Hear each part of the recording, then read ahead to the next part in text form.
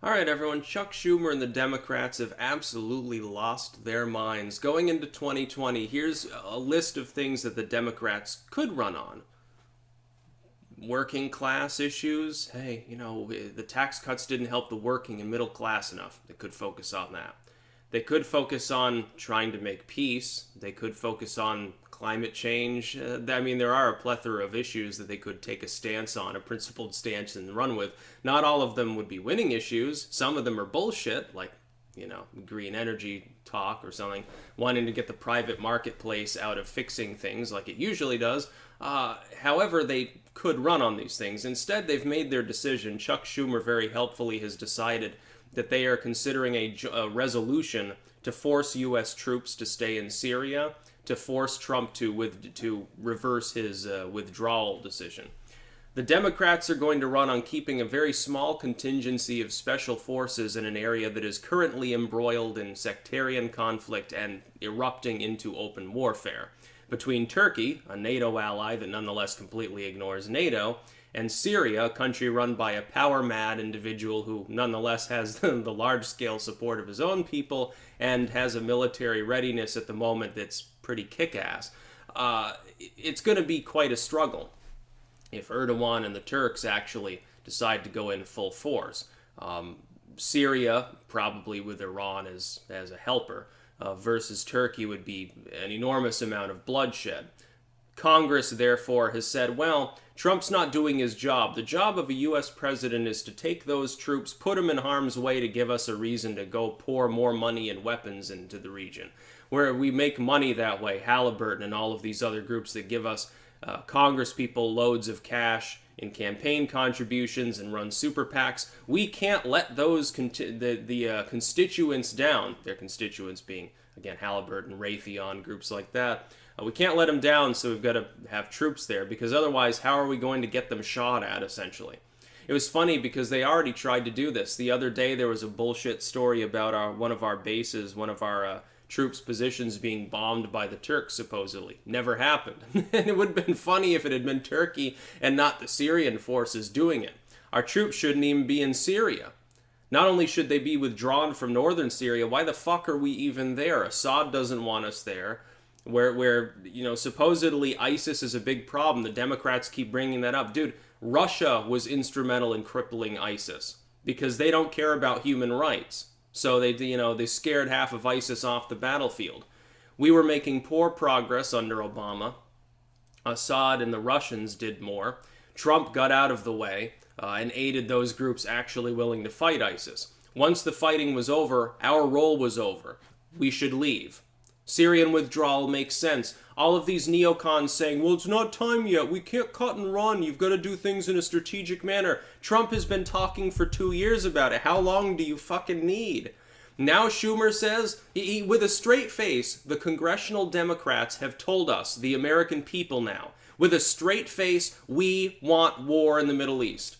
Then let them come out and fucking say it and not be cowards about it. We want war. We're willing to sacrifice 1,000 men to make that happen. Why don't they be honest? That's what they actually want. They don't want us to withdraw from Syria because they're getting money from corporations that are involved with the situation. They make a lot of money off it. Why don't these corporations, for a change, let somebody else do the fighting? Let the Turks and the Syrians attack each other and fucking get involved with the free trade deal with them directly so that our own troops don't have to get shot at for a change. Because it seems like every time there's a little conflict in the world, somebody in the U.S. government decides it's a good idea to stick our noses in where it doesn't belong. No reason whatsoever. It doesn't benefit us. Us being involved here to the tune of a few hundred men is not changing the situation in Syria.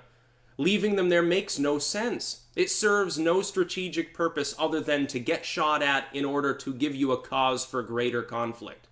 But I don't want greater conflict. I don't want to be in Syria. I think that these politicians, these morons that are saying, well, we can't abandon our allies. Okay, then suit up and go fight. Dude, a lot of Americans, civilians, not military men, civilians, took up arms, went over and fought with the Kurds. Why don't you do that? You're allowed to. The U.S. government doesn't have any problem with you fighting terrorists overseas. They don't care. You can get paid for it. Maybe you can be a merc. So where's the problem? Why do our troops have to be involved? They're taxpayer-funded troops. And a lot of these dudes probably enlisted because they wanted, basic money for college. Oh, I'm in debt. Well, I guess I'll join the army for a couple of years. Whoops, I got deployed. Shit. That's what happens in a lot of these cases. Remember back in the Iraq War when they got troop exhaustion, they kept rotating people back in over and over again, and they kept extending their stays? And all the crazy shit that, like, they would deploy them for a year, then they'd come back for a week and then deploy again. Oh, you've had your break. Yeah, so sorry you have 3 new children or something, but, sorry, go get shot at again. And we never served any purpose there either. Look at Iraq. It's unstable.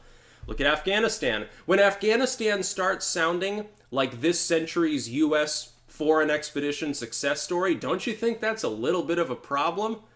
We've been in Afghanistan now for almost 20 years. We've been in Iraq for more than 15 years. We've been in Syria now for an extended period, and the situation hasn't gotten better. At what point do we say, it's not cutting and running to simply cut our losses and say we haven't helped the situation, there's no further purpose to our troops being there, they will probably get massacred. If that does happen, then we have to choose.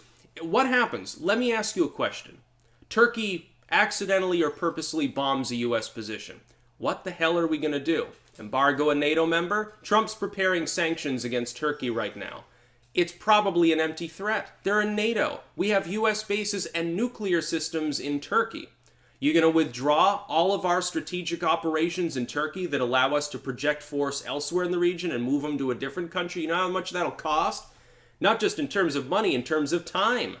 And who's going to let us do that? Are we going to move to Israel?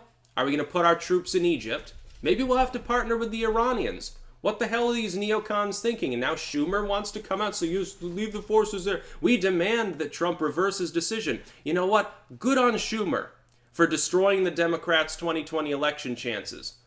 We should not forgive them for being war pigs, because that's exactly what they're being. They're not tired of war. I remember years ago, oh, we need world peace. Oh, thank goodness for Obama. He's not starting any new wars. Yeah, just kept the ones going that Bush had started.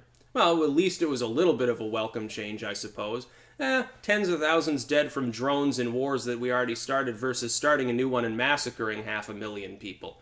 Okay, I guess it's a lesser of two evils situation. I much prefer Trump's foreign policy, which is, it's not our fucking problem. And Trump pointed out, and this is wise, this is exactly true.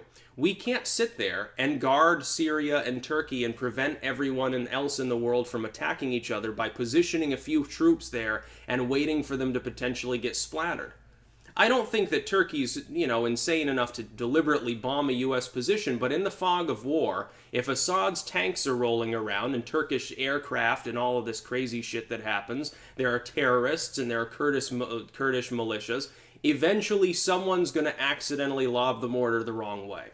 And that is when all hell breaks loose. No, I don't want to see hundreds of thousands of people massacred for no reason. I'm not sitting there worried that people are saying, well, it's going to be a genocide of the Kurds. Turkey's going to massacre them. It's funny, aren't there Kurds in Turkey and they've got like their own political movement and everything? They say that they're already under Turkish authority. They're not being massacred. If anything, I think, aren't there constant problems with those same militia groups bombing civilians in Ankara and Istanbul and places like that and setting off car bombs and shit? Yeah. Color me unsurprised. You mean that the Middle East has wars going on right now? Oh my goodness. I'm so surprised. What I am surprised at is that Chuck Schumer is actually demented enough to think that the American people are going to take seriously the idea of a Democratic Party that wants to keep troops in the Middle East. I mean, you've got to be nuts. Certainly, for any of you out there in the Democratic Party that are actually still liberal at all, are you kidding me? You can't possibly support this political movement at this point. That's about all. Peace out.